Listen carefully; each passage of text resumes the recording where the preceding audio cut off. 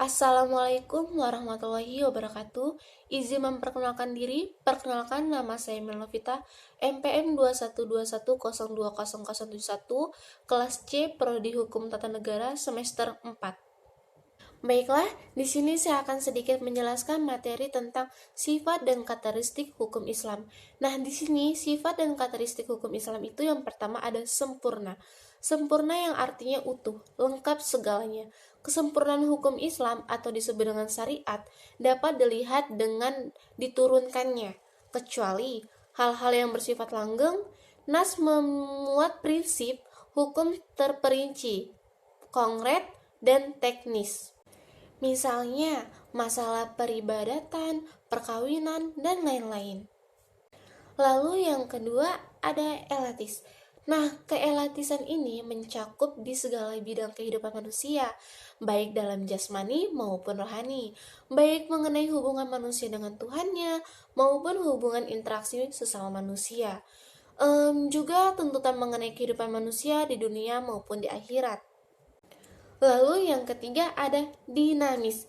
Nah, dinamis hukum Islam terletak pada dasar-dasar yang menjadi dasar dan tiang pokok bagi hukum.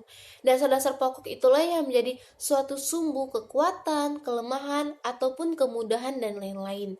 Lalu di sini juga ada sendi-sendi kedinamisan hukum Islam, yaitu yang pertama itu ada meniadakan, yaitu suatu kepicikan. Lalu kedua itu ada menyedikitkan tekfas.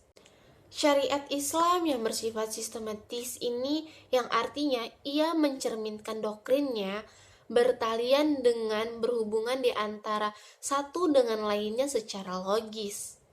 Lalu, perintah sholat di dalam Al-Quran selalu diiringi dengan perintah menunaikan zakat. Perintah untuk makan dan minum diiringi dengan kalimat tetapi jangan berlebihan. Lalu kita masuk yang keempat, yaitu hukum Islam yang bersifat ta'abudi dan ta'akuli. Apa saja sih sifat-sifatnya? Baik, di sini saya akan sedikit menjelaskan bahwasannya sesuatu di mana tujuan hukum dalam melembagakan hukum untuk membebaskan mukallaf dari perintah-perintah hawa nafsu atau disebut dengan hawa, agar dia menjadi hamba Tuhan yang sukarela, sebagaimana dia juga sebagai hamba Tuhan secara alamiah.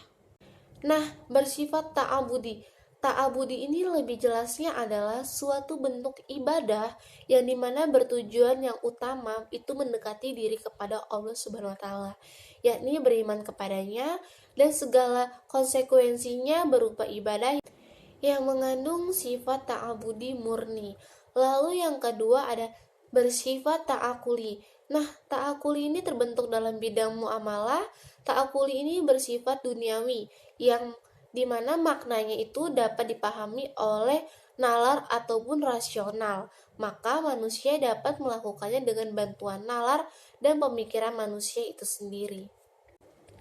Baiklah, sekian penjelasan dari saya, kurang lebihnya saya mohon maaf. Kepada Allah saya mohon ampun. Billahi taufik walhidayah. Wassalamualaikum warahmatullahi wabarakatuh.